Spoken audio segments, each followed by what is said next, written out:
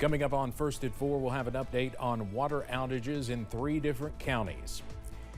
And the latest from the Middle East after 3 U.S. troops were killed and more than 30 others hurt after a drone attack in Jordan. Plus, more showers are possible tomorrow before some drier air to end the work week. Those details coming up as Mountain News First at 4 starts now. Dedicated to Eastern and Southern Kentucky, this is WYMT Mountain News First at 4. Good afternoon, I'm Steve Hensley. First at 4, water problems continue in parts of the region 2 weeks after the first of 2 winter storms. There were major issues in Martin County over the weekend, and a boil water advisory remains in effect for that entire system, the Martin County Water District, as water is being restored there. Now, in Harlan County, a state of emergency was declared due to the outages. Judge Executive Dan Mosley provided an update on those today. People under the City of Everett's water system are the main ones without water now. Mosley says because Everett's already had its system in place, when adding on the Close Splint area at a higher elevation, there is a certain level of water needed to pump. So the only way that the system could have been constructed was to rely on whatever water Everett's could produce that would go through the system to get to Shields so that it could be piped on up to the customers that exist at Llewellyn, Close Splint, and Holmes Mill. Mosley says there are different ways they hope to help with this issue, and we'll have much more on that coming up tonight at 6. A lot of grant money has been awarded to Perry County in recent years to help with the local water distribution system. Between $30 and $40 million in various projects have been awarded, but few of the major projects to help with the water infrastructure have even started. Local and state officials say environmental studies, paperwork, and other requirements have to be met before the projects can be bid out and awarded. Hundreds of people in Perry County are still without water today, mostly in the Buckhorn and Leatherwood areas because of the recent cold snap. But, you know, we've grown as a community, and our water usage continues to go up. And anytime we see a 3 or 4 day freezing around zero coming, we know we're going to have water issues right now. So to get that second plant online will be huge for the citizens to know that, hey, we're pulling from 2 different plants, and a lot of the issues we faced will be behind us. Now, local officials say that new Buckhorn plant, which will provide water for that community and surrounding areas and reduce strain on the Hazard plant, should be bid out this year. Construction is expected to take about 2 years. An Amber Alert in Kentucky for a missing juvenile from Princeton after the death of her mother is over.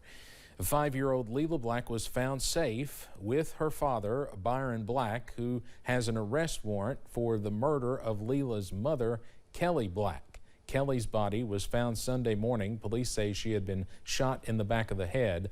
We're told Byron is now in the custody of state police.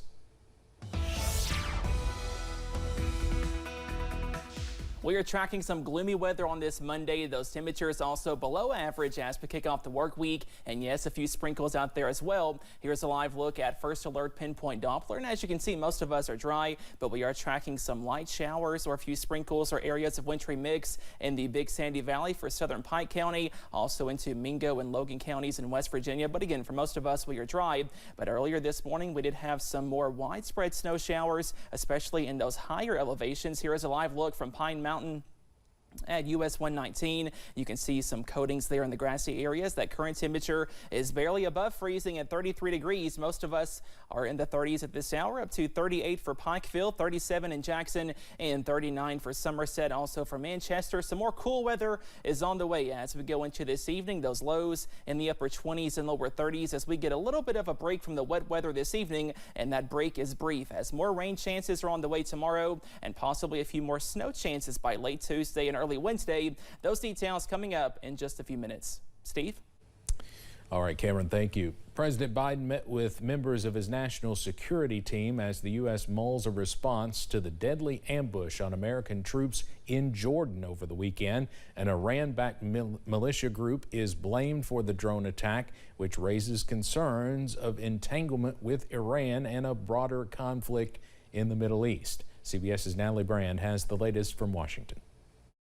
Sunday's pre-dawn attack on a U.S. military outpost in Jordan killed 3 American troops and injured nearly 3 dozen others. CBS News has learned initial reports show the enemy drone was approaching at the same time an American one was returning, meaning air defenses were temporarily disabled. Soldiers were in their sleeping quarters when they were attacked. Given the hour, most likely many of them, if not all of them, were in their beds. We lost 3 brave souls. Sunday, President Biden blamed an Iranian-backed militia group for the attack. And at the Pentagon Monday, Defense Secretary Lloyd Austin expressed sorrow and outrage. The President and I will not tolerate attack on U.S. forces, and we will take all necessary actions to defend the U.S. and our troops. Samantha Vinograd is a former counterterrorism official in the Biden administration. It is critical that the administration respond quickly and responsibly.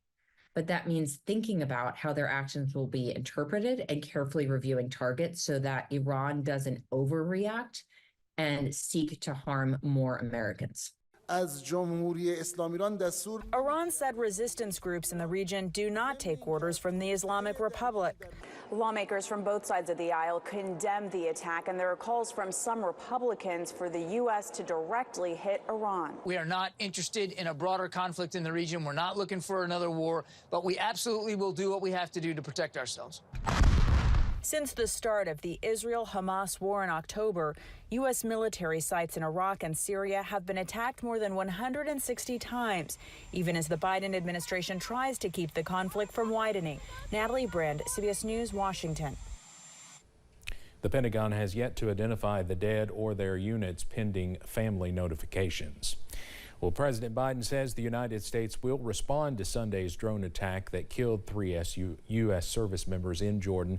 The president made those remarks as he addressed the congregation at Brooklyn Baptist Church in Columbia, South Carolina on Sunday. We had a tough day last night in the Middle East. We lost 3 brave souls in an attack on one of our bases. Yeah. And, I'd ask you for a moment of silence for all 3 of those fallen soldiers. Jeez.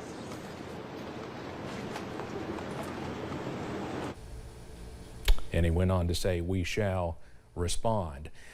Secretary of Defense Lloyd Austin has returned to the Pentagon for the first time in about a month. You saw him earlier in that story about the drone attack. He had been working from home since his 2-week stint in the hospital for complications from a surgery to treat prostate cancer. Austin's return comes one day after that drone attack in Jordan. For his first day back, he's meeting with NATO Secretary General Jens Stoltenberg. Coming up on First at 4, an Eastern Kentucky musician is getting ready to return home for a big performance with his band. Plus more rain and snow showers during the forecast for midweek. Those details after this break.